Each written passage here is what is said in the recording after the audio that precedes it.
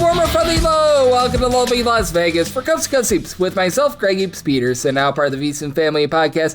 We've got an excellent podcast for you as we're going to be joined in segment number 2 by one of our good friends, Ben Stevens, who does such great work over here at VSIN. We're going to chat with him about what we're all seeing in the Big Ten tournament. He, much like myself, has some Big Ten coursing through his veins. How he takes a look at this time of year, where you can find some edges with regards to betting these games, and why it is a little bit more, shall we say, tedious in terms of being able to find those edges as well. A few teams that he's bullish on and are the top 4 teams going to be able to rule college basketball, much like the 4 number 1 seeds did a season ago. So we're going to be chatting with him about that and so much more in the final segment. Get you guys picks and analysis on every game on the betting board for this college basketball Saturday as we hit some bank shots. If you have a question, comment, segment idea, what have you for this podcast, you do have one or two ways to be able to fire those in. First one is my Twitter/X timeline at gunit_81. Keep in mind, letters CM, they mean does not matter. So per usual, please do send these into the timeline. And the other way is find an Apple Podcast review. If you rate this podcast 5 stars, it's very much appreciated. And then from there, you're able to fire in whatever you'd like to hear on this podcast via that 5-star review. While I did not get in any Twitter/X questions today,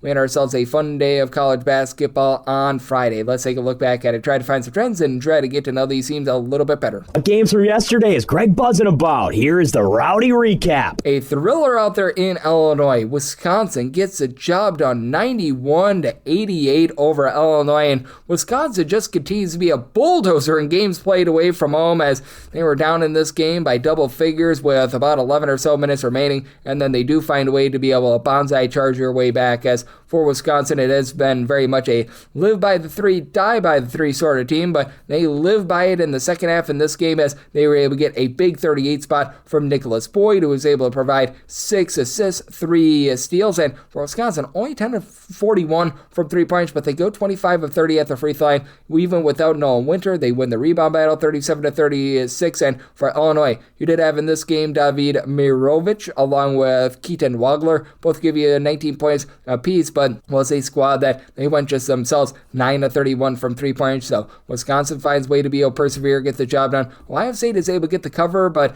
not a win against Michigan, 71-67 the final. Michigan does not cover yet another double-figure spread, but that said, you did have a day Mara in this game. Headline things with 17 points, pair of blocks. Yaxel Lendeborg, a relatively pedestrian game, 6 points, but 5 boards, 6 assists, so he was able to provide a little bit of something there. And then for Ohio State, Bruce Thornton was able to keep the team lively, 22 points, as Ohio State was able to go 8 of 24 from 3 points, so they were able to do a solid job there. For Florida, they get a win, but they don't get a cover against Kentucky, 71-63 the final. And for Florida, they have covered pretty much all but 5 of their 21 SEC games thus far this season, as Alex Condon was able to throw in there 22 points, 10 rebounds. Ruben Chinyelu, only 4 points, but 10 rebounds. And for this Florida team, they did lose the turnover battle 18-12. That allowed Kentucky to remain lively as Denzel Aberdeen had 17 points. Ortega Oweh, though, 10 points on 18 shots. That really helped you out to the under there. And for Seton Hall, they have been a very rock-solid team to the under all season long, and they have been one of your better cover teams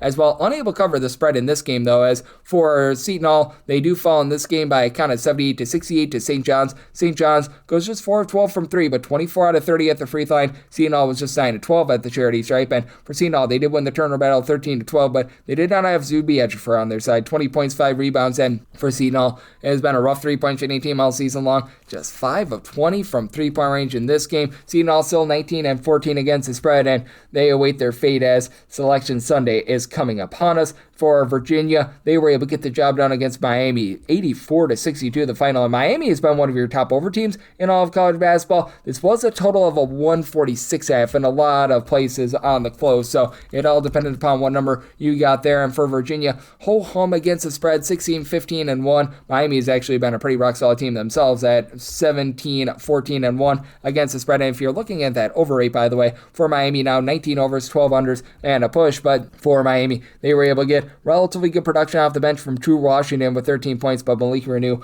only 8 points out of him. Miami goes 4 of 20 from 3. Virginia 11 out of 26 from 3 points. Thaddeus Ritter was able to throw in their 16 points, 6 rebounds. For Virginia, they actually lose the turnover battle 10-7, but they won that rebound battle 38-26. So they did a nice job being able to take the fight to Miami. And then for UConn, they have been one of your lesser teams against the spread in all of college basketball. Georgetown is as well. As for Georgetown, it's been a very rough season for them.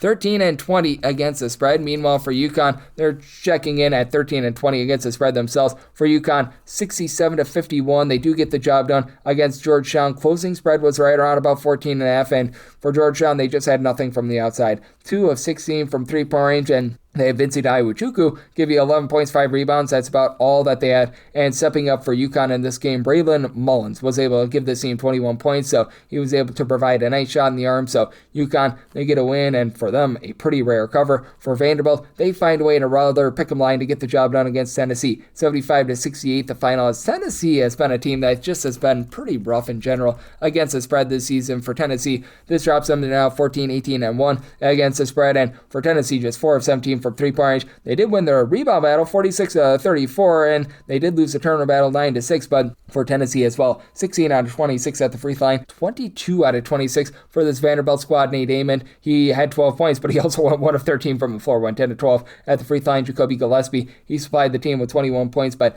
not enough on this day as Vanderbilt, they find a way to persevere there. UCLA takes it to Michigan State, 88-84, the final. As for UCLA, they went into inferno mode from 3. 13 out of 27 from distance. Trent Perry, Donovan Dent, they combined for 45 points. For Michigan State, you had Jeremy Fears be able to supply 21 points. He had 13 assists, but Michigan State lost that turnover battle 12-8, and for Michigan State, they themselves went 11 of 23 from three-point, so pretty impressive on that front. This was pretty impressive as well, what we saw out there in Arizona versus Iowa State. Arizona gets down early in this game, but they find a way to rally. 82-80, the final closing spread was 3, so that was very tumultuous to say the least. But Anthony Del Rosso off the bench for Arizona, 26 points, 6 of 9, very nice from three-point range. For Arizona, they did not cover because they went 10 of 16 at the free throw line, but for Iowa State, they costed themselves at the free throw line too. 4 of 8 at the free throw line. Iowa State wins the turnover battle 12-11. They do win the rebound battle 34-33, and they went 14 out of 31 from three-point, shot less than 50% from the floor. Arizona 55% in. Milan Mamaselovic, he had another big game. He was able to supply 28 points in this one. Ole Miss just continuing to rattle off wins. They take down Alabama by a count of 80-79, and it's been a rough year against the spread for our good friends in Mississippi. 14-20 against the spread. Mississippi State even worse against the spread, but hey, they find a way here to make the SEC semifinals as they were able to get off the bench. A really nice performance, 17 points out of AJ Storr. He only goes 0 of 1 from 3, but found a way to get to the free throw line. For Ole Miss, they win the rebound battle 42-36, and Alabama just 9 of 29 from 3-point. LeBaron Filan was able to give the team 28 points, but for Alabama, even though they win the turnover battle 9-5, they went a little bit cold in this game. And for Ole Miss, you were able to have Elias Cardine be able to supply 16 points, 6 rebounds. So for Ole Miss, they once again find a way to be able to persevere, and we'll see if they can continue their run here in the SEC tournament. For Purdue, towards the back half of the regular season, it was very rough, but for Purdue, they find a way 74-58 to win and cover against Nebraska. For Nebraska, just 10-31 from 3. Purdue the same, but Purdue won the rebound battle 37-29, and Purdue had on their side Fletcher Lawyer, 19 points. They go 12 of 14 at the free throw line, 4 of 9 for Nebraska. So with Purdue, they're able to find a way to be able to persevere, get the job done themselves. Do have to have this up by midnight Pacific, 3 o'clock a.m. Eastern, so might not be able to give you every single game, but that said, Duke right now putting the finishing touches on Clemson as they're in the final minute in this one. Duke currently up 71-59. Looks like they're going to be able to get a cover here. As for Duke, they once again had a nice performance out of Cameron Boozer, a double-double of 24 points, 14 rebounds. You've been seeing a lot more Dame Starr and Malik Brown. They only combined for about 8 points. They've been filling in for the injuries that this Duke team has, but for Duke, absolutely manhandled on glass, 39-27. So Duke, they find a way to persevere. They're on to the ACC final as well. And then in terms of some of these smaller conferences that we've got out there as well, we had some very interesting results. North Texas versus Tulsa. If you, like me, had the under, this game goes to triple overtime. Tulsa finds a way, 90-84. North Texas was able to get the cover in, and you lost the plus 7.5, whatever you took there. Man, that would have been absolutely rough to say the least. And they're now up to 17-14 against the spread. Tulsa 16-13-1 against the spread, but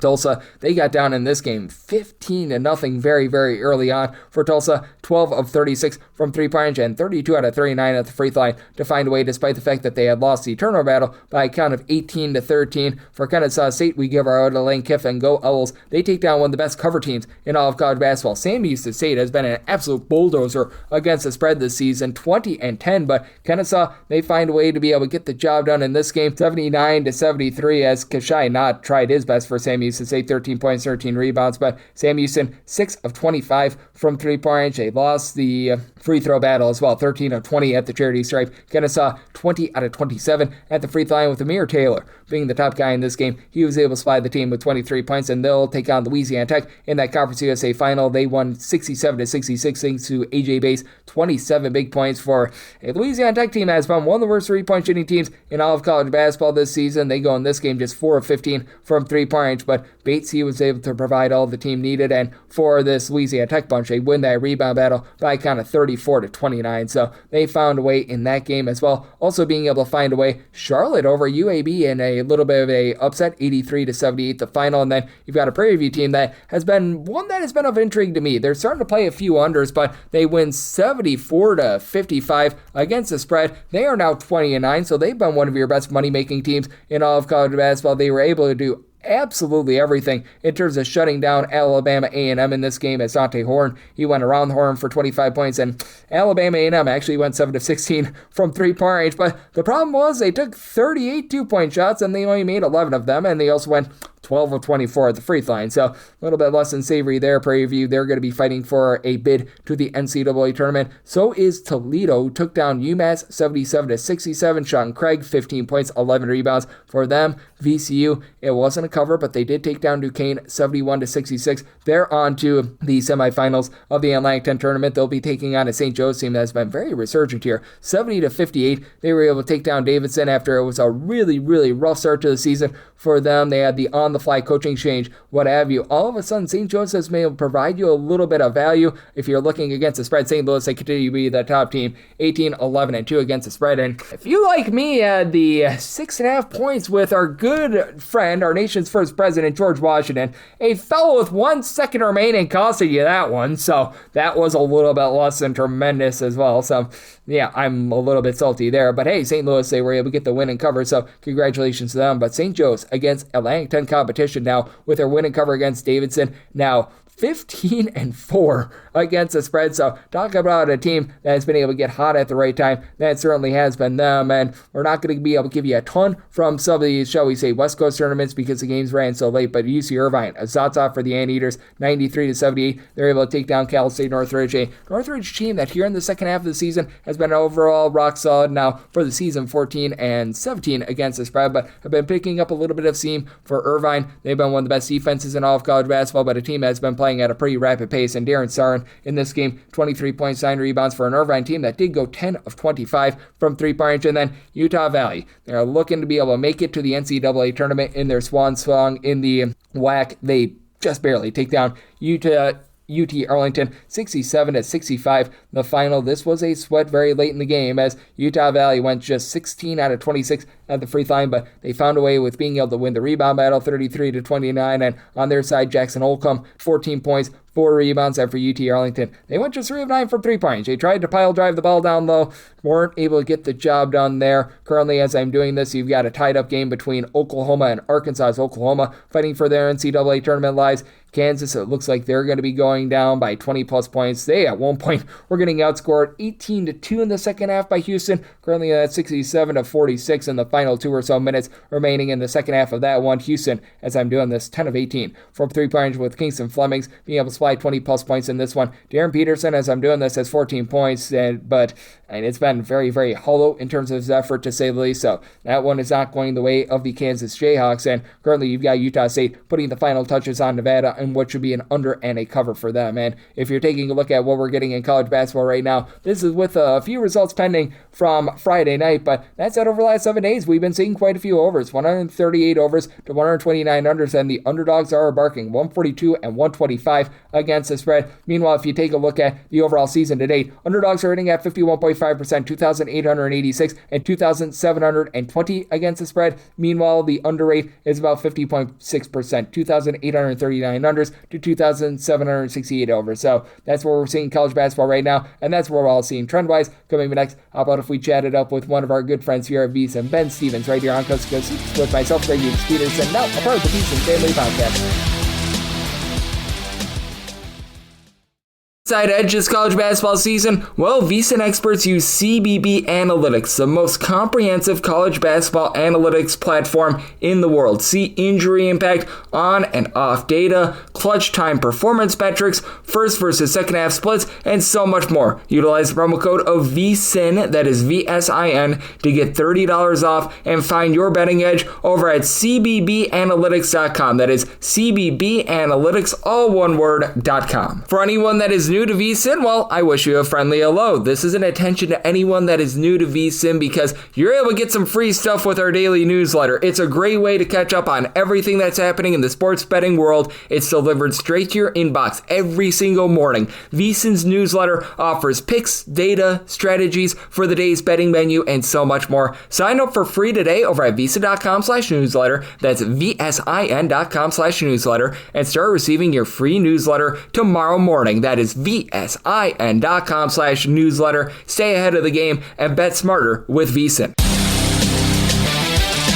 We're back here in lovely Las Vegas for Coast to Coast Seats with myself, Greg Peterson, now part of the VSIN Family Podcast. Always great to be joined by this man, as Ben Stevens is doing such great work here at the network. He's doing so many of our live betting shows on Saturdays and Sundays. He's dialed into all things college sports. Did an amazing job on the college football front. He's doing amazing work on the college basketball front and so much more. And you're able to follow him on Twitter/X at Ben Scott Stevens all together. And Ben, always a pleasure, my friend. Thank you. Always a pleasure, Greg. It is awesome to be talking about college basketball with you in the month of March, just a few days away from the beginning of the NCAA tournament during conference tournament week, which is nearly as good as the round of 64 Thursday and Friday. So excited to chop it up. Oh, absolutely. It is going to be a lot of excitement. And just how do you take a look at betting these games here in the next few days? Because when it comes to the NCAA tournament games and these back half of the conference tournaments with these power conferences, as we both know, these are some of the sharpest lines of the year. And it does become a little bit more tricky this time of year. But I truly do believe that with regards to openers, there can be some great edges to be had. Yeah, Greg, I think it's a great point to what you just laid out. It is really fun to bet in a tournament because even though these teams know each other, especially in conference tourneys, it's a quick turnaround. You're not entirely sure who you're going to play. Coaching staffs, of course, scouting both squads. And of course, in conference play, you still have an understanding of what these teams are doing. When you get to the NCAA tournament, tight turnarounds, early studies, all of that good stuff. So it's really matchup dependent. And so you can use the analytical and metric sites, Ken Palm, CBB Analytics, Find Your Number, Bart Torvik, whatever the heck it is, what Greg is doing all the time in terms of his analytical methods as well. And I think, Greg, you can find those certain scenarios. This team is great at shooting three. Their opponents lets them shoot a high 3-point rate. Boom, there's a matchup. Okay, pace is much faster for this team as compared to the other. Who wins the tempo battle? I like that team, so on and so forth. And so in that area, I feel like you can find some pretty discernible edges and have a really good breakdown of how you expect these basketball games to play out. But with that being said, the numbers are not nearly as generous now, especially as we get ready for the big dance, as they might have been early in conference player heck, Greg, and non-conference action and MTEs and early big non-conference marquee matchups. And certainly with all of the attention now on a fixed and finite number of games on a college basketball Saturday, you can have 145 plus games and you can find some edges deeper down the board in those smaller leagues. That's not going to be the case here. Where we are in conference tournament week, nearing those championships and those title games. And of course, by the time you get to the tourney as well. Yep, I am right there with you. I think that is very important to be taking a look at. And certainly you do still have some smaller tournaments, the MEAC, the SWAC. We're going to be seeing on Saturday the America East as well with an actual home court environment, which that's always refreshing to see. And just when it comes to these neutral site like games, how do you sort of try to size up if there might be a little bit of advantage for a team? Because I do think that it's very interesting when you've got St. John's playing at the Garden. We saw it with UNLV playing over at the Thomas and Mack Center. And when you do have a neutral site, not always is it, and I air quotes here, neutral, because you do have teams, and we're going to be finding this in the NCAA tournament, that are going to be traveling a whole heck of a lot less than other teams. Yeah, it's a really good point, Greg. For instance, in the Big Ten tournament we saw earlier on Friday afternoon, what felt like a true home court environment, Champaign North for the Fighting Illini of Illinois. They had a 15-point lead early in the second half, only to see that unravel against Wisconsin. But the Illinois faithful made it very loud inside the United Center. You can find some of that. Of course, that is traveling. That is those main components that we have of fan bases, knowing where their conference tournament sites are. I don't put a whole lot of stock into it, but I do think it's an interesting component, Greg. We've seen this for a few teams this year. I'll focus on the Big Ten Conference once again. Wisconsin has been elite away from Madison. 3 AP top 15 wins on the road, matching both Michigan and Arizona for the most nationally. Those true away games. Purdue, who we have one of the best atmospheres in the sport inside Mackey Arena, the Boilers have not been great at home this year in West Lafayette. There are some Purdue faithful, as we are seeing now on this 2-day run continuing in Chicago to the semifinals on Saturday in the Big Ten tournament. A Boilermaker team that some feel more confident finally leaving the atmosphere, but maybe the expectations inside Mackey, and now playing other places, of course, hoping to get back closer to home in Indianapolis for a Final Four appearance in early April. So it is really interesting. I do focus more on the neutral site aspect of it, the matchups first, as opposed to maybe juicing in a couple of points here and there for a home court environment. We're not going to see the thing that we love throughout the year, the unranked home favorite against the ranked side. Why would that make any sense? Or the numbers that don't seem to make a ton of sense from the betting perspective really have a lot to do, especially deeper into conference play with those home environments. But I think, Greg, it is interesting. If you can find a little bit of an edge there, it could be an extra boost. Yep, absolutely. And we are going to be seeing a lot of these 1 and 2 seeds be a little bit more protected, whereas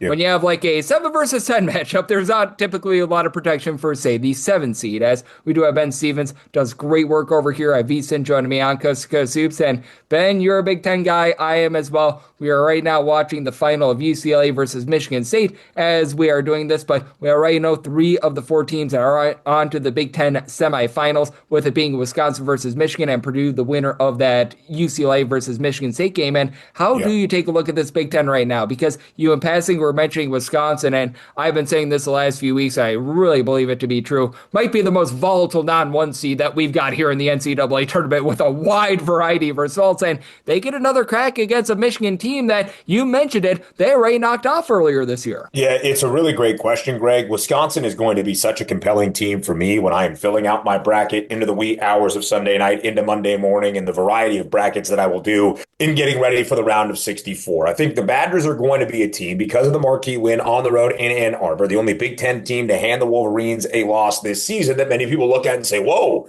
Wisconsin beat Michigan, Wisconsin beat Purdue at Purdue, Wisconsin beat Illinois at Illinois in overtime, and then again inside the United Center. Whoa, they beat Michigan State by nearly 20. The Badgers, at their best, have proven they can beat anybody, anywhere. And you would think that is a recipe for success in the NCAA tournament. But the Badgers rely so heavily on the 3-ball, needing to shoot it efficiently and at a high clip and percentage from deep. And as we are starting to see without Nolan Winter, at least for the next few days, Wisconsin relying heavily on both Nick Boyd and John Blackwell, one of the best backcourt duos in the Big Ten, and maybe naturally in the sport of college hoops, but maybe just a little bit too reliant, that if there was an off day, which is all we are doing now in a tournament, 1 game, 40 minutes, could be a great night, could be an awful night. That's where I'm not exactly sure where Wisconsin finds it. Wisconsin this year is perfect when they score at least 80 points. If they don't get to an 80-point threshold and it's a 72-69 game, that is not going to favor the Badgers. Now, I do see a 12.5-point spread in favor of the Maize and Blue for that Saturday semifinal inside the United Center. That might be a little bit lofty, but again, that will rely on Wisconsin being really proficient from deep, as they were in the first matchup in A2. I believe they were 15 of 33 that day from 3 to pull the upset against the Wolverines, booked as an 18.5-point road underdog. Purdue is surprising me, Greg. I was not expecting this out of the Boilermakers, dropping 4 of their last 6 games in the regular season, because we saw this last year as well. Purdue struggling into the month of March. They dropped 5 of their final 7 of the regular season. They were ousted in the quarterfinal round in 2 games in the Big Ten tournament in Indianapolis in their own backyard. And it really felt like, okay, Purdue, despite losing Zach Edey, but with high expectations, Braden Smith, Fletcher Lawyer, Trey Kaufman-Renn back, they are being disappointing. Well, they made it to the Sweet 16 back in Indy, and it was an awesome game, of course, in that second weekend against Houston down to the wire, the Cougs getting a very narrow victory. I felt Purdue maybe could do something of the sort, but I did not expect the Boilermakers to have a ton of success in Chicago, because we have looked at this Purdue team, the preseason national championship favorites. I have a ticket in my pocket from last April at a 13-1 price. That number closed at plus 950 for Purdue before the college basketball season started in early November. And Greg, I have just been waiting for the Boilermakers finally to look the part of that national championship contender they were back in the preseason. And they really faltered on any of that resilience or bounce back. We haven't seen it. We are starting to see it here in Chicago. Braden Smith orchestrating things, Fletcher Lawyer becoming more involved, taking over games at times, and you are starting to see the balance for this Purdue team. I think the Boilers are in a very favorable bottom half of the bracket. I think Purdue, based on what we have seen, is going to play in that Big Ten title game on Sunday afternoon, right before the bracket is revealed. And again, if Wisconsin is hitting at a very high clip from 3, they are a dangerous team against anybody, but certainly against Michigan. And how big is it that Purdue is built around their backcourt as well? Because just looking at the top teams in college basketball, want to bring up the teams like Michigan, especially now that Caleb Foster's dealing with an injury, Duke, Arizona, Florida. It feels like all these teams' strength is with their low post play, with their forwards, and Purdue is one of the few teams in the country that has backcourt experience, that has been to the second week of the NCAA tournament. And as the old adage goes, guards do win in March. And I think that it makes this team all the more fascinating, both with regards to the rest of this Big Ten tournament and going forward into the NCAA tournament. And Greg, I think that's the one thing that Matt Painter perhaps has relied on the entirety of this time, that when moments mattered most, he knew that he was going to be able to rely on that veteran and experienced trio of TKR, Fletcher Lawyer, but namely in the point guard in Braden Smith, who we have seen it in Chicago. 16 assists, a Big Ten tournament record in the victory for Purdue against Northwestern on Thursday night, and then back that up with 10 more against Nebraska. Braden Smith very much on the hunt for Bobby Hurley's all-time record for the most assists of a Division I men's college basketball player in the history of the sport. He now trails by only 21 on a really strong pace. If Braden Smith is orchestrating the offense in the way that we know it can, and he is being unselfish, he's not scored a ton. He scored 5 in the first against Northwestern. He scored 5 in the second game against Nebraska as well. That's dangerous because he can pick that up and still dish the dime. So when I'm looking right now at Purdue, it is a very and drastically different team than we expected. And to your point, Greg, guard play, having an NBA-style guard, having a leader with that veteran experience is always going to make up for other mistakes or a lack of success in the regular season, or at least matching that expectation. If Braden Smith is performing the way that he has, at least early in Chicago in postseason play for Purdue, then yeah, we're looking at a second weekend run, at least, I think, once again for the Boilermakers. Yep, I think that it's going to be so fascinating to take a look at this team, and I think that they're going to be one of the more interesting teams to be able to handicap and to be able to gauge when it comes to March, as we do have Ben Stevens. He does such great work over here at VSIN, and he's joining me right here on Coast to Coast Hoops, and I do think that it's pretty clear that we've got the top 4 teams in all of college basketball, and I mentioned them before, Arizona, Duke, along with Michigan and Florida, but who outside those main 4 do you feel like might have a chance to be able to make a run? And additionally, so a little bit of a 2-part question here, how much do you take a look at those top 4 teams compared to the top 4 last year when we got the 4 1 seeds into the Final Four? Hey, Greg, I've been doing a lot of that follow-up research, right, in comparison to what we are seeing right now out of our potential crop for the NCAA tournament based on the field of 68 a year ago. Especially one thing has stood out to me. Right now, entering Friday, entering the start of the weekend, there are 20 teams on KenPom with a net rating overall of plus 25 or better. I've gone back to the last 10 years of pre-NCAA tournament data on KenPom to find how many teams had that high of a net rating entering the NCAA tournament. Only 3 times in the last decade did we even have double-digit teams with a plus 25 net rating or better, and the most that we had seen in the last 10 years was 14 a year ago in 2025. We've got 6 more already in 2026, but last year had the most at 14. And of course, Greg, what did we see? Perhaps the chalkiest NCAA tournament tournament in the history of the sport. For just the second time ever, we had all 4 1 seeds into the Final Four. We also had the lowest seed total since 2007 in the Elite Eight. All 4 1 seeds, 3 2 seeds, and a 3 seed. That's a seed total of 13, matching the 2007 NCAA tournament for, again, that lowest number. We are talking about things that are incredibly chalky at the top of the sport. It will be something that certainly informs how I look at deeper runs into the NCAA tournament. Still maybe finding some of those upsets. Last year, we didn't see any of the top 16 teams, 1 through 4 on the seed line, get picked off in that opening round. That a rarity in the big dance as well. So, Greg, I really do look at those top 4 teams, Duke, Michigan, Arizona, and Florida. What's really interesting, and again, it's one of the weird trends that seems to be an anomaly or seems to be just a coincidence, but it's not. The last 20 national champions have ranked in the top 12 of the AP poll in week number 6. Florida, who got off to a slower start despite being the defending national champ, was ranked 18th in the week 6 AP top 25. So I kind of have them weirdly, not based on basketball, but the trend just maybe a small peg behind that trio of Duke, Michigan, and Arizona that I expect to be the best teams in the country contending for it. Now, the loss for the Blue Devils of Caleb Foster, presumably for the NCAA tournament, is concerning. We'll see how they go about that. Right now, putting the hurt on Clemson as we speak and as we are recording in the ACC tournament semifinal. So, Greg, outside of those top 4 teams, looking for others, I do think we are going to see a deep run for certain teams. But in terms of being Final Four caliber, it really will become based on what that bracket looks like, based on what the matchups reveal and what that path to a deep run in Indianapolis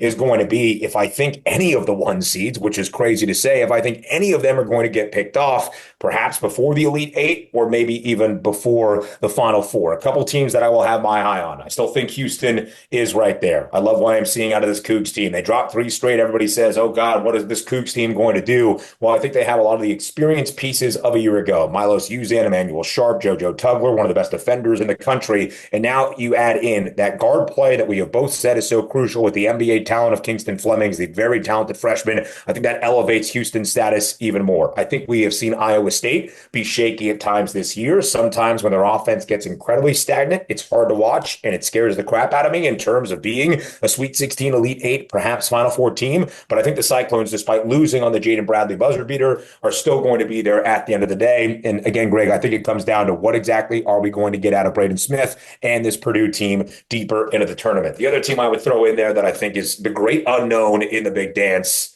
is Kansas. The talent is there. Darren Peterson is there. He is now actively involved and engaged, it would seem, and there is so much talent around him. I actually really like what the Jayhawks do defensively that I think can maybe carry them through a couple of games in the big dance. Those would be the 3 probably outside of those top 4, Houston, Iowa State, Kansas. I used to be in love with Illinois. I'm really concerned about the Illini's defense and their inability to close out games, which has come up a time or two this season in terms of making that deep run. But, Greg, I really do think it's the top 4 and maybe just the top 3, Duke, Michigan, Arizona, an ever so slight peg, just based on that weird trend of the AP poll in week number 6, maybe just slightly in front of the reigning national champs in Florida. Yep, and when it comes to that Illinois team, I'm so glad that you mentioned them because I do think that they've got potential, but being number 365 out of 365 Division I teams in terms of turnovers generated on a per possession basis on defense, that does have me off of them a little bit as well. And we've got ourselves a lot of great games that are going to be going down on Saturday. A lot of bids to the NCAA tournament are going to be punched. We've got 5 semifinals as well. Anything that's really catching your attention that you might be looking to bet? Yeah, I'm really excited, Greg. First off, we mentioned the Wisconsin and Michigan game. I do think the Badgers keep it within the number. I'm not sure we see another outright upset, but really excited to see how that game plays out. And I'm really excited. You mentioned it briefly earlier. An early game tomorrow, 2 p.m. Eastern time, 11 a.m. Eastern time. Actually, what is that start time? I thought it was a little bit later. Anyway, the America East Championship game between UMBC and Vermont. We have not seen, Greg, a ton at the mid-major level throughout conference championship week. A ton of 1 versus 2 matchups. By far, the 2 best teams in conference all year long face off for that automatic bid in a 1-bid league to the NCAA tournament. We are going to get that with the Retrievers and the Catamounts on Saturday in the America East title game. Both teams are awesome at crashing and defending the defensive glass. Neither team all that great at picking up all that many offensive rebounds. One thing I'm going to be keeping my eye on in terms of that game, total's 138.5. Both teams slower. Again, both teams do not allow a ton of extra possessions, resulting in extra points. I'm going to be keeping my eye on that total at 138 and a hook. Yep, I'm right there with you. I like that under as well because you've got two teams that have been playing very slowly, and Vermont has never played fast. So that is one that I really look at. And when you get that big of a pressure spot with an early tip time like that, I'm right there with you. I'm going to be looking at the under there. And Ben, I'm always looking at all your great work because you're doing an amazing job here at the network, hosting so many shows. You're dialed into a bit of everything. So love to get people at home know what's on tap for you and how people can follow along on social media and other platforms. Yeah, Greg, it's going to be a great weekend on VSIN. I will be following you and Femi tomorrow alongside Dustin Sweetelson on Live Bet Saturday. Incredibly excited as we really have so many great conference tournaments and even conference tournament title games in our window. We'll be reacting live. We'll be sweating it out and, of course, trying to provide as much insight as possible. And then Sunday morning, Femi and myself have 4 hours together to kind of set the stage. I know you're in studio on Sunday evening as that bracket is being revealed, as you are kind of giving your analysis on those first blush of what the field of 68 looks like. So we've got 4 hours together. It's going to be an awesome, awesome weekend, an awesome, awesome time, and excited to keep chopping it up with you throughout the NCAA tournament, my man. Oh, it is going to be absolutely tremendous. We are in for such a great weekend in college basketball. We're in for an incredible NCAA tournament, and Ben, he does such great work looking at this great game that we all know and love of college basketball. So big thanks to Ben for joining me on Coast to Coast Hoops, now part of the VSIN Family Podcast. And up next, I get you guys picks and analysis on every game on the betting board for this college basketball Saturday as we hit some big shots.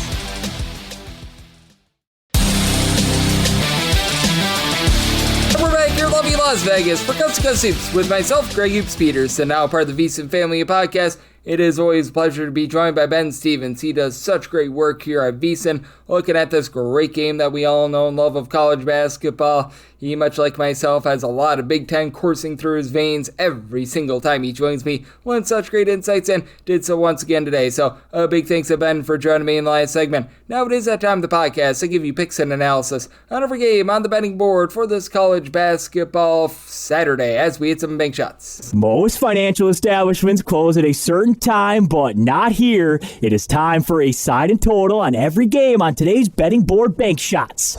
Do note that as per usual, any changes that are made to these plays will be listed up on my Twitter/X feed at gunit_D1. This is in tip time order with regards to these conference tournaments, so it's going to be starting with the Ivy League, and then you go to the A10, the Big Ten, the SEC, the American, the Big 12, and then you do have three at the bottom that are part of the extra games board, the America East, the MEAC, the SWAC. So how about if we get things started with the Ivy League tournament? This is 601, 602 from Ithaca, New York. Cornell and Yale do battle. Yale's a 3.5 to a 4-point favorite total on this game, and between 163 to a 165.5. So having a little bit of range here, and I do like the under. I set my total at a 159.5. You've got a little bit of a tempo war here as Cornell, they're going to be looking to move it. They are a top 40 team in the country in terms of total possessions per game. Yale, meanwhile, they are 306th in the country in terms of total possessions per game. And with this Yale bunch, overall, they're 153rd in terms of points allowed on a per possession basis. But that does go into the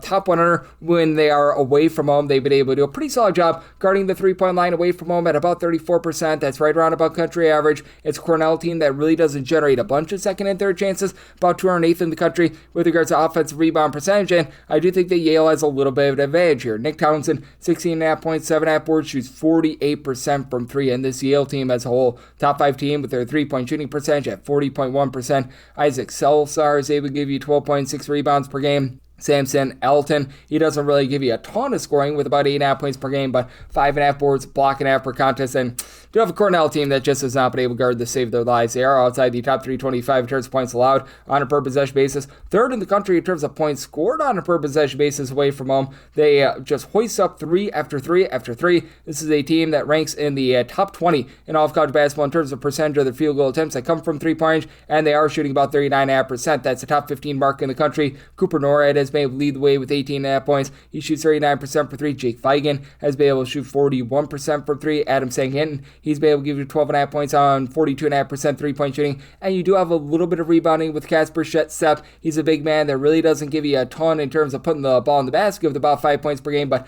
5.5 boards, 2.5 assists per game. This is going to be a little bit of an earlier game with just a lot behind it, so I did shade down my total a little bit, 11 o'clock a.m. Eastern time tip time, so I am going to be liking the under, set my total 159.5, and I'm on to lay with Yale just because their defense is better, made them a 5.5 point favorite. 603, 604, it is Penn and Harvard doing battle, and right now the smart kids of Harvard are a 2.5 to a 3-point favorite. Your total is between 135.5 to 136.5. Did set my total 135.5, so 136 plus. I do like the under. You have a Harvard team that has been playing at just one of the slowest paces in all of college basketball out of 365 Division I teams. Harvard, right now, they are checking in about 356th in the country in terms of total possessions per game. It's a Penn team that typically Fran McCaffrey teams play a little bit faster, but I am 166th in terms of total possessions per game. Neither here nor there. Penn has been incredible with both their three-point shooting, offense, and defense. Not so great down low, though, and that's a big reason why I'm going to be willing to take a shot here on Harvard. As for Penn, right now, they're shooting 41.5% from three-point range in a road/shoot court venue.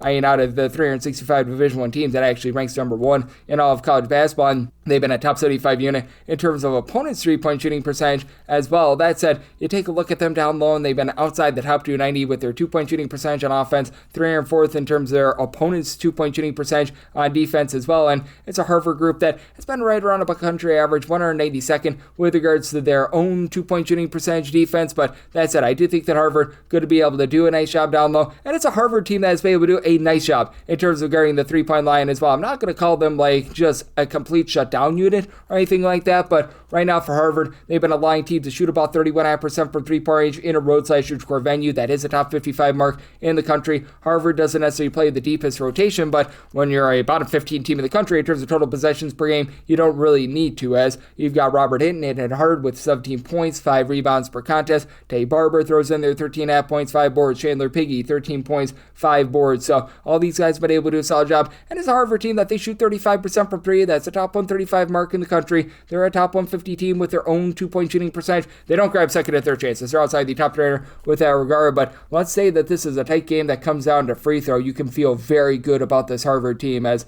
at the free throw line, they've been shooting over 79% at the charity stripe, second in the country, and in games played away from home, that actually goes to 82.3%. That is number 1 in all of college basketball. Meanwhile, Penn, they're still a relatively okay team with their offense, but they shoot just 68.7% at the free throw line. That's 306th in the country. Do trust in Harvard in this spot. Set them as a 2.5 point favorite. I'm going to be willing to lay it in at a 136 plus. I like this total to the under as well. 605, 606 on the card. We now head out to Pittsburgh for the Atlantic 10 tournament. St. Louis and Dayton are going to be doing battle, and St. Louis opening up here as a 5.5 point favorite, and the total is between 148.5 to a 149, and I do like the over. I did set my total at a 152.5. You do have a St. Louis team that is playing at a very fast tempo. They're a top 55 team in the country in terms of total possessions per game. Now, the undoing for the St. Louis team is turnovers. They are outside the top 220 in terms of turnovers on a per possession basis on offense, and this Dayton team has been really good at generating turnovers. They entered into the day on Friday about 7th in the country in terms of turnovers generated on a per possession basis.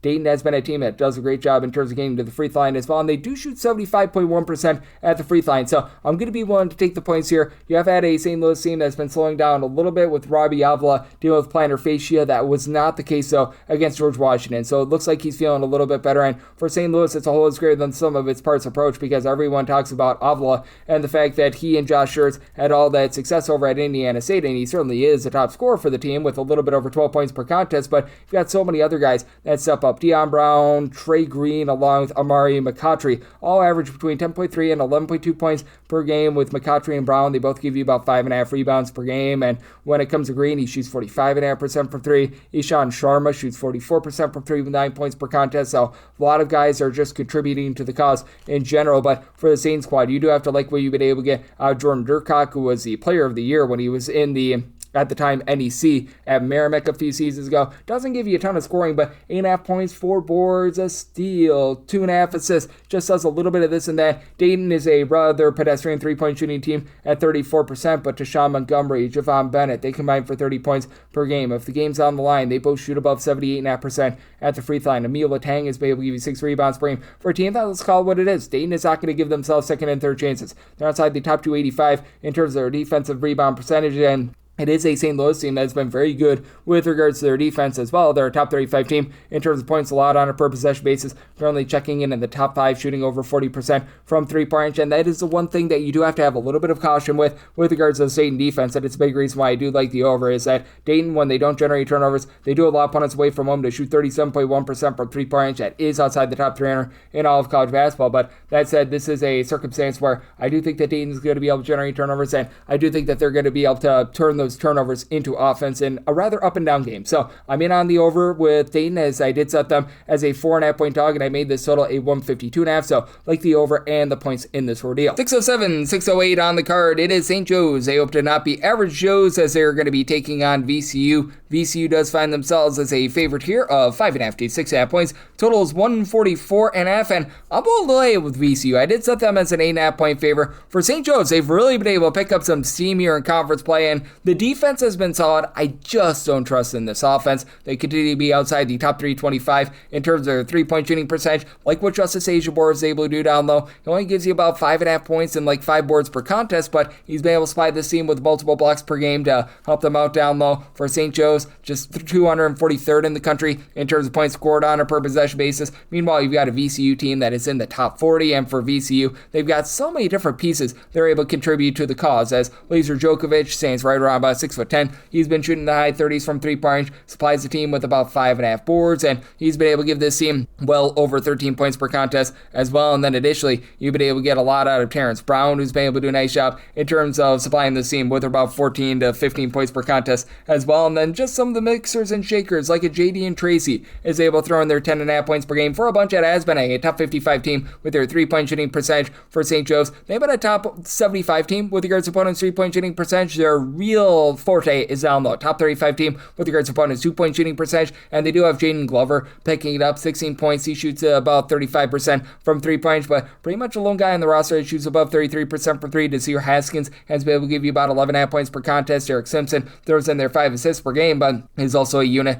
that is outside the top 200 with regards to turnovers on a per possession basis on offense, and they won't put you under duress on defense. They are outside the top 260 in terms of turnovers generated on a per possession basis as well. So do think that the St. Joe's team can have a little bit of a difficulty here. I did set my line at 8.5, so I'm going to be willing to lay with VCU, and St. Joe's relatively mid-tempo team, set by total 142.5. I like the under. 609, 610. You've got Wisconsin, and they're going to be playing against Michigan, and Michigan does find themselves as a 12.5 point favorite. Total is only between 160.5 to 161.5. This line has just gone too far for me. I'm going to be willing to take the points with Wisconsin. I did set them as an underdog of 9 points, and Wisconsin has already knocked off this Michigan team once before. Now, they're a team that they live and die by the three. They're a top 15 team in terms of percentage of their field goal attempts that come from three-point, and their top rebounder in Nolan Winter is going to be out. That's big because have a Wisconsin team as well outside the top 100 with regards to rebound percentage. For Michigan, they're a top 10 team in terms of their rebound percentage, but for Wisconsin, in games played away from home, they have been shooting 37.1% from three-point range. That is a top 30 mark in the country. They have been one of the, shall we say, best traveling teams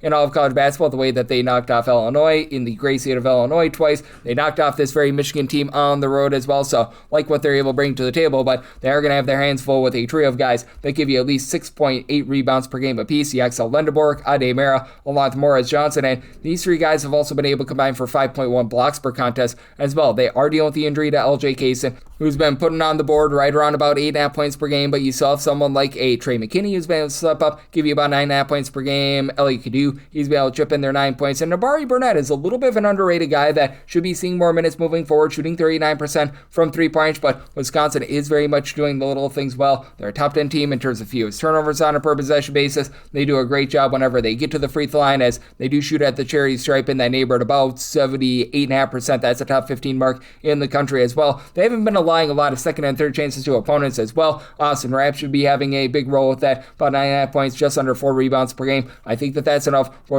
for Wisconsin to remain lively here. And I do think that the Michigan defense is going to be able to step up. They've overall been a top 20 team in terms of points allowed on a per possession basis, even though should get a lot of possessions in this game. Wisconsin, top 150 team in terms of total possessions per game. Michigan has very much been looking to move it, as they're about 30th in the country in terms of total possessions per game. But like the underside, I told 159, and I made Wisconsin the 9-point dog, so I'm going to be willing to take those points. If you have to do this game without numbers, we've got 6-11, 6-12 on the card. Purdue and UCLA do battle in the Big Ten tournament. I personally set Purdue as a 6.5-point favorite, so 6 or less, I'm going to be willing to lay with them. 7 or more, I'm willing to take the points with UCLA. Made a total of a 144.5, so 144 or less, like the over. 145 or higher, the under. Does feel like Purdue has been able to find something here recently, and there's never been a question with the offense. This team is second in the country in terms of points scored on a per possession basis, and UCLA has been a solid offense as well. They're a top 50 team in terms of points per possession. Neither of these teams are looking to play up-tempo. 297th is UCLA in terms of total possessions per game. Purdue is even slower at 331st in the country in terms of total possessions per game. And with this Purdue team, they've actually been a better defense when they've been away from home rather than at home. Right now for Purdue, they're overall 161st in the country in terms of points allowed on a per possession basis. But entering into the game against Nebraska, and this is going to go up with that result against Nebraska, a top 50 team in terms of points allowed on a per possession basis in a road/neutral venue. And both of these teams have been very prolific from three-point range. For Purdue, 14th in the country, shooting about 38.4% from three-point range.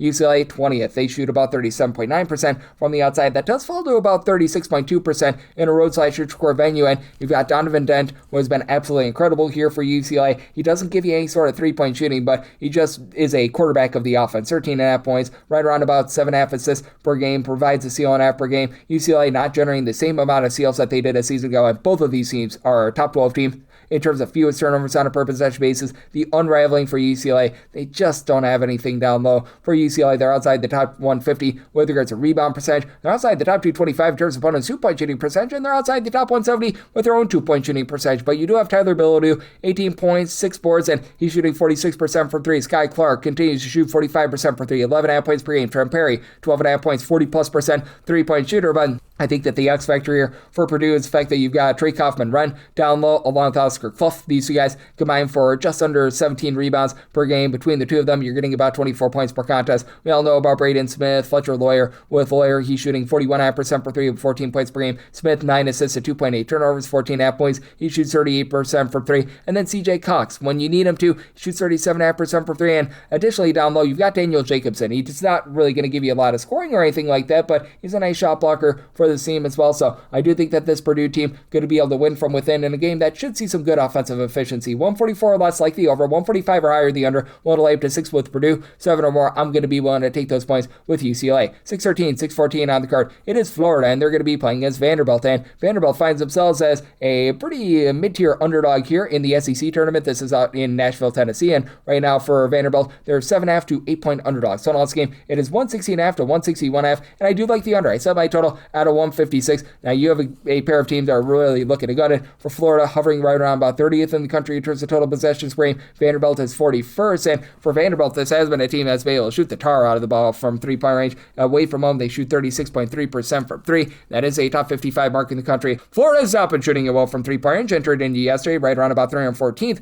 with a three-point shooting percentage at 31.3%. Boogie Fland, who's been a bit disappointing this year, it feels like he's starting to pick it up along Xavion Lee. Both of these guys in the backcourt have been able to average right around about 11.6 points per game. Between the two of them, 7.7 assists per game. Now Florida, about a country average team in terms of turnovers on a per possession basis on offense. They really don't generate a lot of turnovers on defense, but they're a top 10 team in terms of opponents' two-point shooting percentage. They've been a top 35 team in terms of opponents' three-point shooting percentage, and they're going to be able to absolutely maul on the glass. They lead the country in terms of rebound percentage, with Ruben Chinyelu giving you 11.5 points, 11.7 rebounds per game. Alex Condon, Thomas Ha, these two guys combined for about 14 rebounds per game, and for Vanderbilt, that's going to be hard to be able to match up with, even with having Devin McLaughlin, who's able to give you 7 rebounds per game. Jalen Washington has been able to do a pretty solid job, giving you about 9 points, 5.5 rebounds per game. Now you do have back in the fold Duke Miles, and that's big, 16 points, 4 assists, and he's been one of the quarterbacks of the defense with about 2.6 steals per game. Tyler Tanner, 2.5 steals, 5 assists, 19 points. He's been able to shoot about 37% from three. And then Tyler Nickel, along with Ike Okareke, they both shoot above 40% from three-point range, combining for about 23.5 points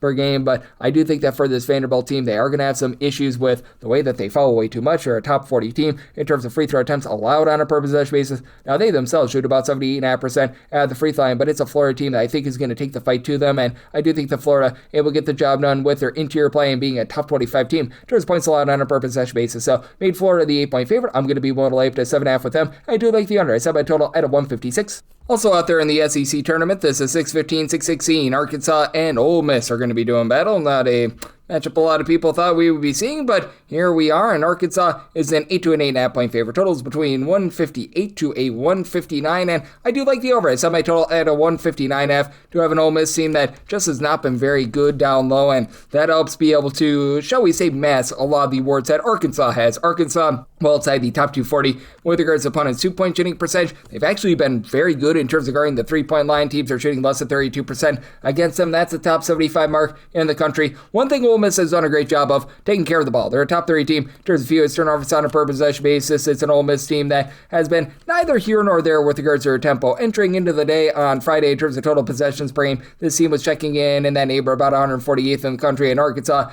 they're looking to move it. In terms of total possessions per game, these guys are 18th in the country, and they maximize possessions. This team is a top 5 unit in terms of fewest turnovers on a per possession basis. Darius Acuff was dealing with a little bit of injury, but he looks to be very much 100%. Arkansas overall 4th in the country in terms of points scored on a per possession basis. And then they've got Trevon Brazile, who he's that versatile 6'9", 6'10" big man that's able to supply about 13 points, 7 boards. He's been shooting in the mid-30s from 3. And even if Acuff is having a little bit of an off night, you've got Malik Thomas, who shoots 41.5% from 3, 15.5 points per game. Have a little bit down low, and Malik Ewan, who's able to give you about 9.5 points, 5 boards, and a block per contest, and that's really more than what you could say for Ole Miss. Ole Miss right now only has one guy at the roster that gives you over 4.5 rebounds per game, as they've been able to get that out of 6'9" Malik Dia, who's been able to do a nice job, give you about 14.5 points per game, and then AJ Soar supplies about 15 points per game, but he's very hot and cold with his 3-point shooting. Overall, Ole Miss has only been able to shoot about 33% from 3. They are outside the top 225 with regards to their own 2-point shooting percentage, but I do think that they're going to be able to find a little bit more offense against an Arkansas team that's been very rough down low. But that said, this is also a Ole Miss team that they'll put you at the free throw line. They're a top 35 team in terms of free throw attempts allowed on a per possession basis. They have been allowing teams to shoot over 33.5% from 3. They're outside the top 150 with that regard as well. And with the way that Arkansas just executes in general on offense, I do think that they're going to be able to get it done here. Like the over, so I told 159.5, made my line 9.5, so also willing to lay up to 9 with Arkansas. Now we head on to the American Conference Tournament. 6-17, 6-18, South Florida and Charlotte do battle from Legacy Arena. South Florida, a 13.5 to a 14.5 point favorite. 153.5 to 154.5 is the total, and I set my total 150.5. I'm going to be in on the under. Now, South Florida is looking to play at warp speed, second in the country in terms of total possessions per game. A significantly slower Charlotte team at 333rd in terms of total possessions per game. Now, these two teams played about a week or so ago. Charlotte did get blown out by 20 plus points on the road, but I think that they're going to fare a little bit better here. You've got a Charlotte group that has been able to do a relatively solid job in terms of giving themselves second and third chances, top 100 team with regards to offensive rebound percentage, albeit they are well outside the top 225 with regards to defensive rebound percentage, but I've got into St. Mingo, who's been able to shoot it well from 3, 12.5 points, shoots about 36% from the outside. The ancillary guys, Arden Coyers, Stamani Harrison, these two guys are combining for about 19 points per contest. Between the two of them, they've been able to shoot about 37% from 3-point range. And it's a Charlotte team that, in games played away from home, they've been able to do an okay job in terms of putting points upon the board. They shoot 35% from 3-point range overall. They have been a team that's been able to do a relatively okay job with regards to opponents' 2-point shooting percentage. And you do have a South Florida team that's about 224th in the country in terms of opponents' 3-point shooting percentage. And for South Florida, they themselves have been able to find quite a bit with Joseph Pignon being able to give you about 16 points per contest, Wes Enos as well. And these guys have been able to shoot in the high 30s from 3. South Florida, away from home, they only shoot about 32.1% from the outside, so that's outside the top 225 at all of college basketball. And they're no doubt going to have an advantage on the glass. They're a top 30 team in terms of percentage of the missed shots that result in an offensive rebound, with Isaiah Nelson doing a nice job piling in there about 16 points, 10 rebounds per game. Additionally, Joshua Machafu, not necessarily a great 3-point shooter, but 11.5 points, 5 boards per contest. But I do think that Charlotte going to be able to stay relatively lively here. It is a Charlotte team that has been outside the top 260 in terms of turnovers on a per possession basis, but also have a South Florida team that isn't the best at finishing inside. They're outside the top 150 with their 2-point shooting percentage, so do like the under, so I might total 150.5, and I'm going to be willing to take the points with South Florida, as I did set them as a 12.5 point dog. 619, 620. Wichita State and Tulsa are going to be doing battle, and Tulsa does find themselves as the slim favorite here, as you're going to be laying with them 1.5 points. Total on this game between 148.5 to 150.5, and I made a total of a 149, so 149.5 plus. I do like the under. I have a Wichita State team that has been relatively mid-tempo this season. In terms of total possessions per game, Wichita State, they're checking in about 156th in the country. Tulsa right on par there. Prior to the triple overtime game against North Texas, about 178th in the country. In terms of total possessions per game, that'll be going up because of the fact that they had 15 more minutes on Friday. But that said, it is a Tulsa team that has been a really efficient offense. They're a top 20 team in terms of points scored on a per possession basis. When they get to the free throw line, they shoot 78%. The charity stripe, they shoot 39% from three-point range. But you do have a Wichita State team that's done a really good job just offensively. Now, Wichita State, not a team that's really going to be amazing in terms of generating turnovers or anything like that, but where they dominated is on the glass. Top 25 team with regards to overall rebound percentage. You've got the Wilberg, who's been able to give you about 8 points, nearly 8.5 rebounds per game. Wichita State also does a really good job in terms of guarding the three-point line. Teams are shooting just 30.7% from three-point range against them. That is a top 30 mark in all of college basketball, and they even do a great job on the inside as well against a Tulsa team that they've been okay in terms of giving themselves second and third chances. Ian Schmeichel is able to give you about 4 or so rebounds per game, but they're really built around their backcourt. Wichita State, by the way, also about 46th in the country in terms of opponents' two-point shooting percentage. Now, Miles Barnstable along with David Green have been go-to scorers for this Tulsa team. They combine for about 30.3 points per game, and both shoot over 40% per three. Tylen Riley throws in there 14.5 points. He's been able to shoot about 38% from three, but I do think that Wichita State is going to be able to do a nice job in terms of holding in this game, mainly because they do have just so much in the post. And with Wichita State, I did set them as a 3-point favorite, so I do like them here on the money line as an underdog with having Keenan Giles, who gives you about 19.5 points per game. Everyone around him is just a little bit of an ancillary piece. At Wichita State, they do shoot just 69% at the free throw line, but being able to grab all those second and third chances. Top 10 team in terms of percentage of the missed shots that results in an offensive rebound, being a top 85 team in terms of fewest turnovers on a per possession basis. Karan Boyd coming in there giving you about 11 points per game, and the fact that Tulsa had to play a triple overtime game on Friday, I think that that's enough for Wichita State to get the job done. 149.5 plus, like the under, and Wichita State, I'm willing to take on the money line, made them a 3-point favorite. You have to do this game without numbers, 621, 622 on the card. It is Houston, and they're going to be facing off against Arizona. My handicap is Arizona being a 3-point favorite, so 2.5 or less, I'm going to be willing to lay with Arizona. 3.5 or more, taking the points with Houston, and then I set a total of a 138, so 137.5 or less. I like the over. 138.5 or higher. The under, you've got a Houston team that has been very much slowing things down and playing rock solid defense. For Houston, they are checking in terms of total possessions, bringing 320th in the country, and Arizona, they've been one of the fastest teams in all of college basketball at 48th in the country in terms of total possessions per game, but this is an Arizona team that has been one of the most complete teams in all of college basketball. They're a little bit stronger on the defensive side of things than the offensive side of things,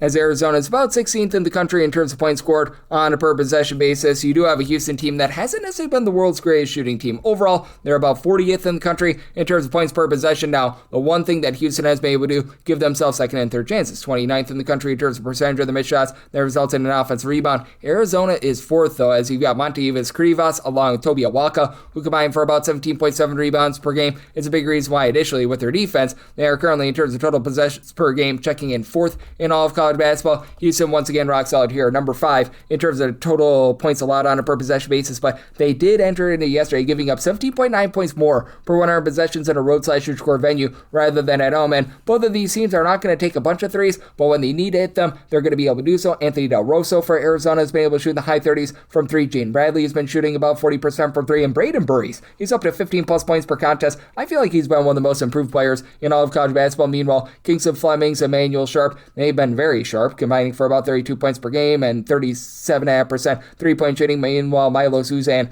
he overall for the season shoots 35% from 3, but was rough to begin the season in Big 12 play, shooting 42% from three-point range, doing a nice job being the stabilizer for the team, and Houston is going to have an advantage with regards to the turnover front. Top 5 team in terms of fewest turnovers on a per possession basis on offense. On defense, a top 20 team in terms of generating turnovers, and it is an Arizona team that can be a little bit shaky in terms of taking care of the ball from time to time, but I do think that Arizona is going to find a way to persevere here. Now, one thing that works in favor of Houston is that they've been shooting over 77% free throw line. That's been one of the better marks in the country. Arizona more lower country average at about 73.2%, but the way that they hit the glass, the versatility that you've got with Cole Pete giving you about 13.5 points per contest, and they just have not allowed you good looks on the inside. Arizona is a top 5 team in the country with regards to opponents' 2-point shooting percentage. I do think that Arizona finds a way to persevere here, so I did set Arizona as a 3-point favorite, 1 to lay up to 2.5 with them, 3.5 more, taking the points with Houston, and then 137.5 or less. I like the over 138.5 or higher, the under. Have to do this one a little bit in the dark as I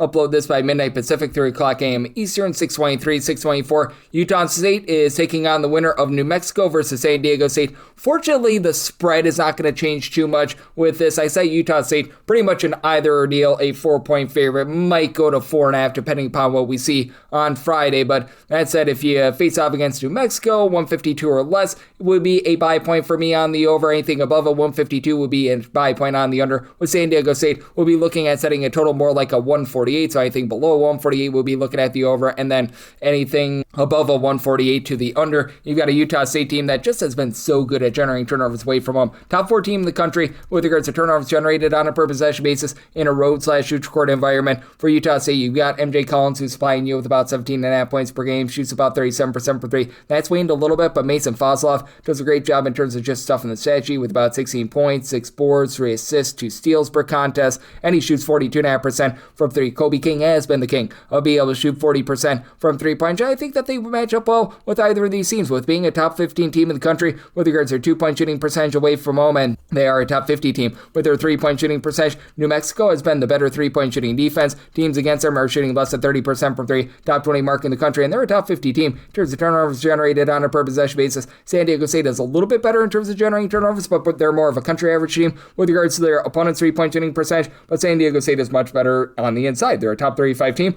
with regards to opponent's 2-point shooting percentage. New Mexico, they are well outside the top 45 with that regard, so I do think that that is really the elixir there, and that's a big reason why the San Diego State total is more around 148 and the New Mexico total is more around a 152. With New Mexico, you've got Jake Hall, who's been able to do a nice job shooting over 40% for 3, 14 plus points per contest, whereas with San Diego State, you don't really have that main guy. Right now, your main man has been Reese Dixon Waters with about 13 points, does shoot 35.5% for 3, and both of these teams are solid but not amazing 3-point shooting teams. San Diego State shooting about 35% from 3, and then New Mexico has one more dominant rebounder in Tomislav Bujan, who's been able to give you about 12 points and rebounds per game. Meanwhile, for San Diego State, they've got the better shot blocker in Magoon Gwath, a true 7-footer that's been able to shoot over 40% for 3, gives you a block and a half, but doesn't necessarily give you as many rebounds. With this San Diego State team, they have been a little bit rough on the glass this year. They are outside the top 150 with regards to rebound percentage. New Mexico, neither here nor there with regards to rebounding as well. So regardless, I'm probably going to be setting Utah as about a 4-point favorite, maybe a 4.5 with Utah State, and then if they're facing off against New Mexico, setting a total more like a 152. Against San Diego State, closer to a 148. Now we head on out to Madison Square Garden for the Big East Final. This is game number 625, 626 on the card. UConn is going to be playing against St. John's.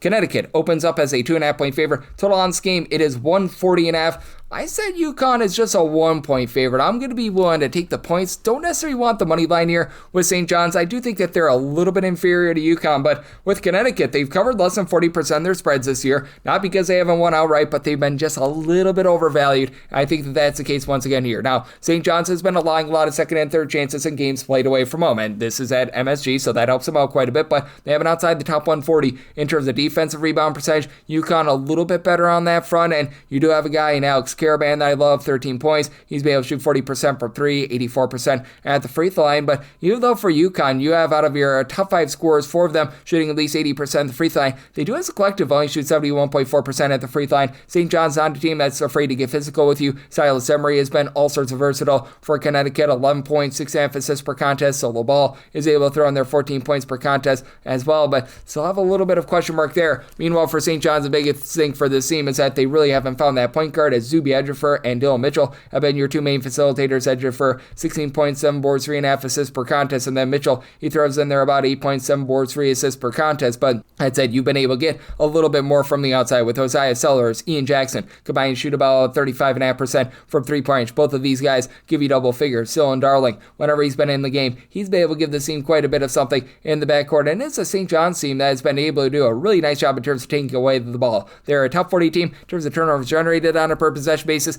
this is going to be quite the tempo war, as UConn is looking to play nice and slow in terms of total possessions per game, 282nd in all of college basketball. St. John's, they are 37th in the country, and I do think that this is going to be a game that's close enough for late fellas. So on the 140.5, I do like the over. I set my total at a 141 for St. John's. Country average team at the free throw line themselves at about 72.4%, and they just are the lesser shooting team, for lack of a better term. They are outside the top 175 with their 2-point shooting percentage at 33.5% from three. Country average there, but they've been a top 50 team in terms of opponents' 2-point shooting percentage. They've guarded the arc well. I think that keeps them lively in this game. So 140.5 or less in on the over and taking the points, but not the money line here with St. John's. 627, 628 on the card. This is the MAC championship between Akron and Toledo. Right now with Akron, they are opening up as a favorite of 7 to 7.5 points. So on this game, it is 158, and I do like the over. I set my total at a 165. I do think that things might be slowed down a little bit because it is a title game with an NCAA tournament berth on the line, and Toledo's a relatively mid-tempo team, 160th in the country in terms of total possessions per game.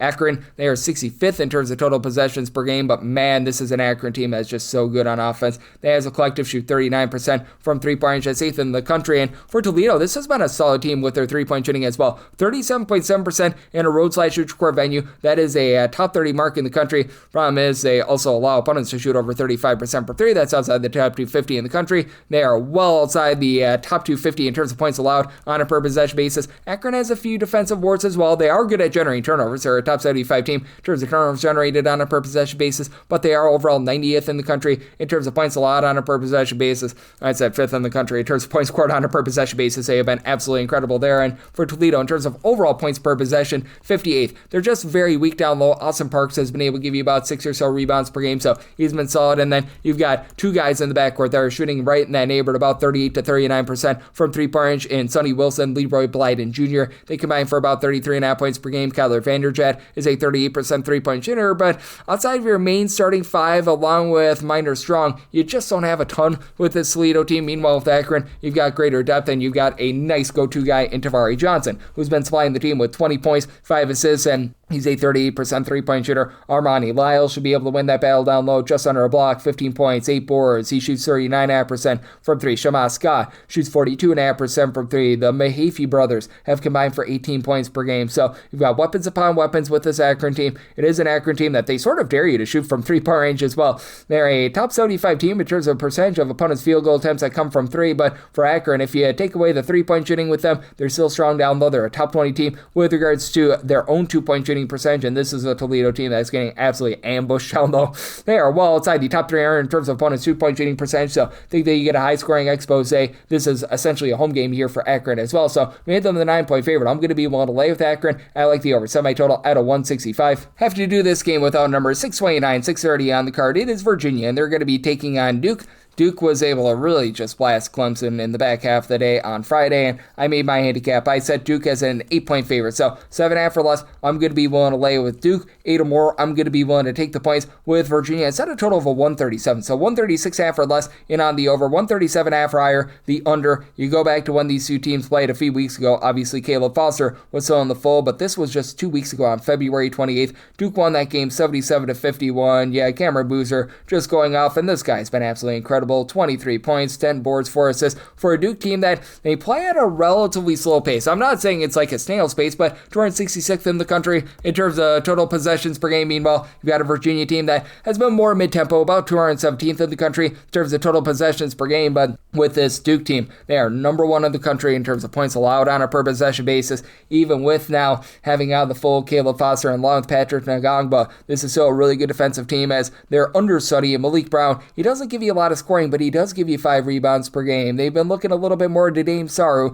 Again, he hasn't been like lighting it up with regards to his scoring, but he's got really, really long arms and is a really versatile player. And then you got Isaiah Evans, who just does a little bit of everything. 15 points, shoots 37% from three-point range, gives you just under a block per contest. Now, it is a Duke team that if they do have one kryptonite, not necessarily the world's greatest three-point shooting team. They're outside the top 100 with that regard, and losing Caleb Foster, that does hurt them a little bit there. And for Virginia, they're one of the few teams that can stand up to Duke on the glass. They didn't necessarily do the world's greatest job the first time, but the Darius Ritter, 16 points, 6 boards. He shoots in the mid-30s from three. You've got Jakari White, who's been able to light it up at about about 43.5% from three, has a little bit of a one-trick pony three-point shooter with about 9 points per game. Sam Lewis throws in there 10.5 points per game. So you've got a lot of guys that do a great job there. And then you've got Jonah Grunlow, Ogana Onyesu, who combine for about 5.1 blocks. They combine for about 14 points per contest as well. So I do think that this is going to be a little bit more of a defense-oriented game for Virginia. They don't generate a lot of turnovers, but top 10 team in the country in terms of opponents' two-point shooting percentage. Teams only shoot about 31% from three-point range against them. And if you look at just points allowed on a per possession basis, Virginia is 31st in all of college basketball. I do think that that's going to keep them lively, and they've been able to do a great job hauling in their second and third chances. 37% of their misses become an offensive rebound, 7th in the country. Duke is 12th here, but even with the injuries to Duke, I do think that they find a way to get the job done. 7.5 or less, willing to lay with Duke, 8.5 or more, taking the points with Virginia, and then set a total to where 136.5 or less. I like the over 137.5 or higher, the under 631, 632. It's the Conference USA tournament out there in Huntsville, Alabama. Kennesaw State, they're taking on Louisiana Tech. Louisiana Tech, an underdog of 1.5 points. Totals between 140.5 to 141.5, and I beat Kennesaw, the 2.5 point favorite. I'm going to be willing to lay the small number. Both of these teams have similar fortes. Both of these teams have been really good in terms of giving themselves second and third chances. Louisiana Tech, 18th in the country in terms of percentage of their missed shots that result in an offensive rebound. Kennesaw is 41st, and for both of these teams, they're more defense-oriented teams rather than offense. But for Kennesaw, they just have by far the better offense. 137th in the country in terms of points scored on a per possession basis. Louisiana Tech is 292nd, and Louisiana Tech is a little bit better on the defensive side of things, but for Louisiana Tech, you only have really one guy that's able to be a bit of a stopper for this team, DJ Dudley, and he's been solid. 14 points per game, shoots about 39% from three. He's the lone guy on the roster that shoots above 31.5% from three. Now, AJ Bates, Scooter Williams, these guys are able to combine for about 22 points per game, and Bates has been able to throw in there about 6 assists per game, but Louisiana Tech not taking any sort of care about the ball whatsoever. They're outside the top three in terms of turnovers on a per possession basis on offense, and this is going to be a little bit of a tempo war. Louisiana Tech, one of the slowest teams in all of college basketball, 313th in terms of total possessions per game. Kennesaw is 16th in terms of total possessions per game, and for Kennesaw, they actually lost towards the middle part of the season. Their main scorer, Simeon Cottle, he was part of that FBI probe, and he was averaging 20 points per game, but RJ Johnson has done a nice job seamlessly picking things up. He overall for the season gives you 4 assists, 14 points, and he's been shooting 44% from three. Franquan Sherman, 8.5 boards, 10.5 points per game. Brandon Skip-to-my-Lou is able to give you 11.5 points, 5.5 rebounds per game, so a lot of guys have been able to step up for this Kennesaw team. A Kennesaw team that, they're ho-hum country average with their 2-point shooting percentage, but they don't allow you good looks on the inside. They're a top 25 team with regards to opponents' 2-point shooting percentage, and that's big because Louisiana Tech, in games played away from home, are shooting less than 27% from 3-point range. That is a bottom 25 mark in the country, and let's say that this comes down to free throws. I recognize that Kennesaw is not like an amazing team at the free throw line at 68.9%, but for Louisiana Tech, they are a bottom 10 team in all of college basketball at 66.3%. I do think that that wins out here for Kennesaw, and I do think that the late fellows push you over. So somebody told 142.5. I do like the over, and with Kennesaw, I'm willing to lay up to a deuce with them. Have to do this one without numbers. 633, 634 on the card. It's Hawaii, and they're taking on UC Irvine from Old Lee's Family Forum for the Big West title. I set UC Irvine as a 1-point favorite, so if they're a money line underdog, I'll take them. If I'm getting points with Hawaii, I'll take points with Hawaii, and then I set a total of a 147, 146.5 or less, in on the over, 147.5 or higher, the under. Now, these are two very dominant defenses, but these are also two very up-tempo teams. Irvine, 52nd in the country in terms of total possessions per game. Hawaii is actually up to 24th in the country in terms of total possessions per game, and I do think that you're going to be able to get some really good low post play from both of these teams. As for UC Irvine, numero uno in all of college basketball in terms of opponents' 2-point shooting percentage, and you do have a Hawaii team that isn't necessarily amazing with their 3-point shooting. Now, they actually shoot 35.9% from 3-point range away from home compared to 29.5% from 3 at home. Meanwhile, you've got an Irvine team that they themselves have been shooting about 33.5% from 3-point range away from home, but neither of these teams are taking a lot of their shots from 3-point range. Both of these teams will foul quite a bit, and with Hawaii, where they're going to have an edge is on the defensive glass, as they've been 11th in the country. Allowing teams only grab about 23.1% of their missed shots as an offensive rebound. Meanwhile, Irvine, they have been allowing teams to grab more like 29% of their misses as an offensive rebound, but also with Irvine, they're the better shot blocking team, as they've got one of the most dominant mid-major shot blockers in all of of college basketball. That'd be Kyle Evans, 12 points, 8.5 rebounds per game. Now, the one thing that hurts Irvine is the fact that they do shoot just 68.5% at the free throw line, but that said, this is a squad that has been able to do a really good job in terms of getting backcourt play out of Jerion Dixon with about 16 points per contest. It's an Irvine team that has been great in terms of generating turnovers as well. Top 75 team in terms of turnovers generated on a per possession basis, and the Achilles heel for this Y team is turning the ball over. Right now, they're turning the ball over 13.3 times per game outside the top 300 in terms of ball security. They're more of a country average team in terms of generating turnovers. They do have Isaac Johnson, who's able to give you 13.5 points, 6 boards, and he does shoot 88% at the free throw line. Harry Ruyev, 10.5 points. He's the main three-point shooter at about 40.5% for three. Isaac Finelson has been able to shoot about 39% for three, and Gaitis Mishka throws in there about 10 points, 4 boards. I think that you get a nice slobber knocker of a game. In the end, I favor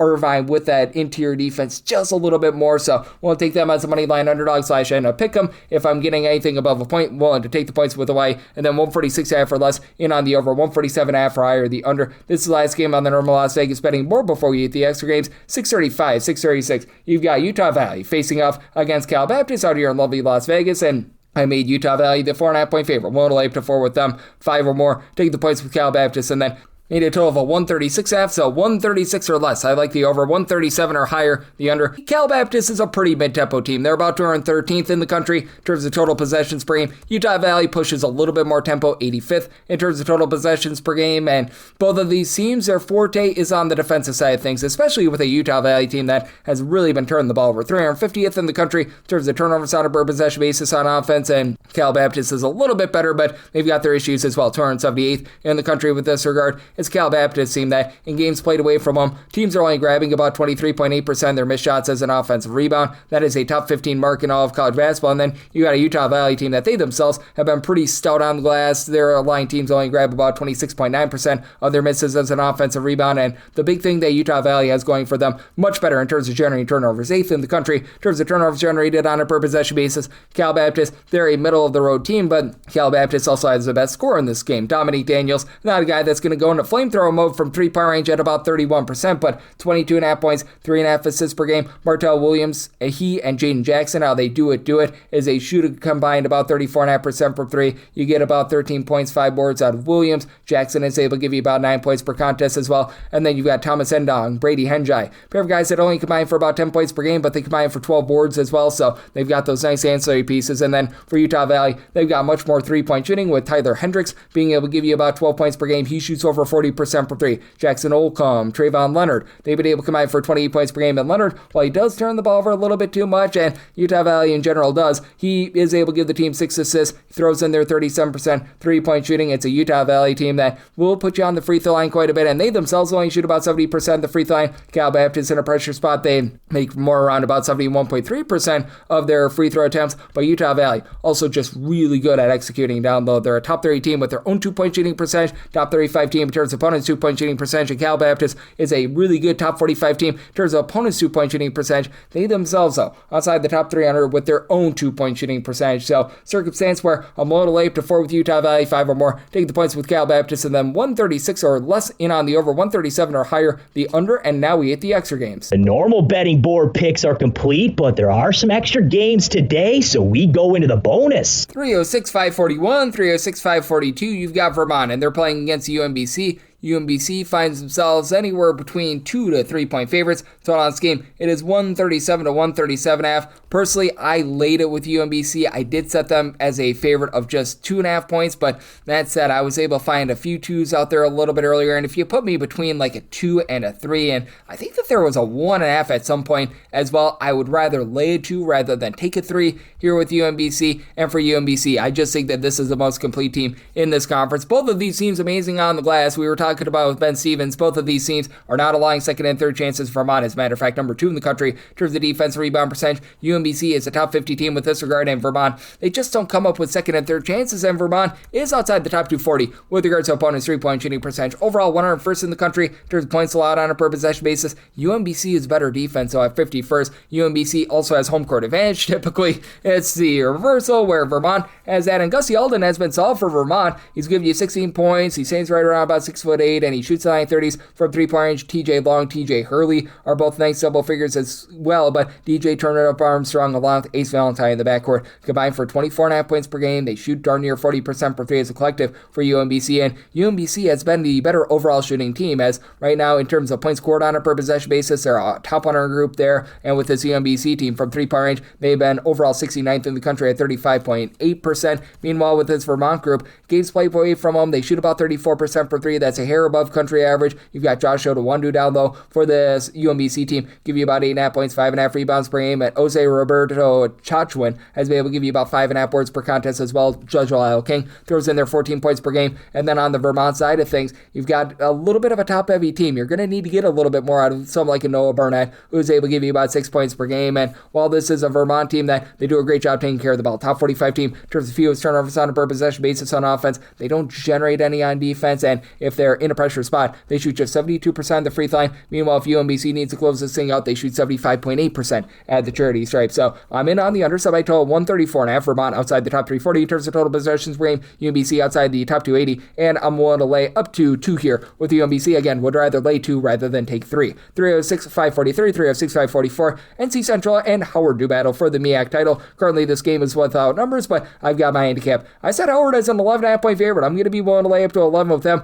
12 or more, I'm taking the points with NC Central. Then made this total a 141.5. So 141 or less, I like the over. 142 or higher, the under. It's a Howard team that's just absolutely steamrolled through this conference all season long, and it's a Howard team that they shoot 35% from 3. That's a top 100 mark in the country, 35.3%. NC Central just doesn't do a lot great on offense. I will say they shoot 27.9% from 3-point range. I know 36.5% away from home, but they allow opponents to shoot 37% from 3, 343rd in all of college basketball. And Howard low-key has been one of the best defenses in all of college basketball. And games played away from home, teams shoot 27.3% from 3-point range against them. That is numero uno in all of college basketball. You look at just overall points allowed on a per possession basis, Howard is 9th in the country. NC Central is 338th. NC Central does generate turnovers. They're a top 65 team in terms of turnovers generated on a per possession basis, and Howard has been outside the top 310 with regards to ball security. This is a group that they turn the ball over about 13.5 times per game, but they've got the best 2 players in this game. Bryce Harris, Cedric Taylor, they both give you 17.5 points per game, both give you 6.7 rebounds per game. You've got Harris shooting 37.5% from 3. They combine for about 2.7 steals per contest, and it's a Howard team that they themselves are a top 30 team in terms of turnovers generated on a per possession basis, and NC Central has had their woes in terms of taking care of the ball as well. Outside the top 260 in terms of turnovers on a per possession basis, and they're getting land-based on the inside. NC Central is outside the top 325 with regards to rebound percentage, outside the top 300 with their own 2-point shooting percentage, outside the top 280 with regards to opponent's 2-point shooting percentage. Corey Carvey, their number 2 scorer, continues to deal with injury. He was averaging 13.5 points per game. That leaves Gage Lattimore as a lone guy that averages double figures, 17 points, 4 boards, shoots about 39.5% from 3. And Deontay Johnson is a nice facilitator, 5 assists, 8.5 points per game, but I think that Howard is going to be able to win this game comfortably. They've been rock solid on defense, and NC Central going to get blasted on the glass. So I'm willing to lay up to 11 here with Howard. 12 or more, taking the points with NC Central, and then 141 or less, like the over. 142 or higher, the under. And then we wrap things up with 306, 545, 306, 546. It is Prairie View, and they're going to be playing against Southern. This is another game without numbers. The extra games board is always a little bit slower, but I've got my handicap with Southern. I did set them as a 4.5 point favorite. I'm willing to lay up to 4 with them, 5 or more, take the points with Prairie View, and then set a total of a 156.5. 156 or less, I like the over. 157 or higher, the under. Have a Southern team that has struggled on defense. 271st in the country in terms of points allowed on a per possession basis, despite being a top 55 team in terms of turnovers generated on a per possession basis. And Prairie View's been rock solid on defense. 184th in the country in terms of points allowed on a per possession basis, but they do take it on the chin. Down low, they're outside the top 300 with regards to rebound percentage. 247th in the country in terms of opponents' 3-point shooting percentage. And this has been a Southern team that's really been blasted from 3-point. They're aligned teams in a roadside shoot score venue to shoot about 37.4% from 3-point range. That is outside the top 300 in all of college basketball. But you do have a Prairie View team that hasn't necessarily been able to get a ton of 3-point shooting. Lance Williams gives you double figures. He shoots 40+% from 3, but for Prairie View, they only shoot about 33% as collective. That's about 235th in all of college basketball. Meanwhile, it's the the Southern group that they're shooting more around about 35.5% from 3-point away from home. That is a top 90 mark in the country for Prairie View. They very much live and die by generating turnovers, as they are a top 30 team with regards to turnovers generated on a per possession basis. They were dealing with an injury to Terrion Joseph. He's been playing here in the MEAC tournament. It's been very limited minutes, though, so I don't think that you're going to be able to get a ton out of him. That means that Dante Horn has to really be able to step up in conference play, with Joseph out for much of the back half of conference play. Averaged 24 points, 5.5 boards, 3 assists per contest, and then Corey Wells is pretty much the main rebounder for this team. 7 boards and about 12 points per contest. Nobody else gives you over 4.5 rebounds per game, and Malik Adjewald and what he's able to give for this Southern team with about 7 boards and 12 points per game, I think that that's going to be able to win out here. Additionally, for the Southern group, you've had Michael Jacobs be able to give you 17 points, 5 assists. It's honestly taken a little bit of backseat with his scoring here in the second half of the season, but that's because you've got more versatility with Terrence Dixon, Damari Jones combining for 19 points, 10.5 rebounds per game. AJ Barnes has stepped up, been able to give the team about 8 points per contest. Now, it is a pair of teams that they follow quite frequently. In Prairie View, top 100 team with their free throw shooting percentage. Southern does shoot just 70% at the free throw line, but they are the much more sturdy team down low, and I do think that that's going to be able to win out in this ordeal. So with Southern, I am willing to lay up to 4 with them, 5 or more, taking the points for Prairie View, and then 156 or less, like the over, 157 or higher, the under, and that'll wrap things up for the Saturday edition of Coast to Coast Hoops, now part of the VSIN family of podcasts. Big thanks to Ben Stevens. He does such great work here at VSIN. He joined me in the last segment. If you do like hearing from this fine podcast, Coast to Coast Hoops, you're able to subscribe wherever your podcasts, Apple Podcasts, Google Play, Spotify, Stitcher, and TuneIn. If you have a question, comment, segment idea, what have you for this podcast, you do have 1 or 2 ways we offer those in. First one is my Twitter/X timeline at gunit_81. Keep in mind, letters CM, they mean does not matter. So, per usual, please do send these into the timeline. Other ways, find an Apple Podcast review. If you rate this podcast 5 stars, it's very much appreciated. And then from there, you're able to fire in whatever you'd like to hear on this podcast via that 5-star review. I'm coming at you guys every single day with picks and analysis on every single game, every single day. So, I'll be back with you once again tomorrow. Thank you.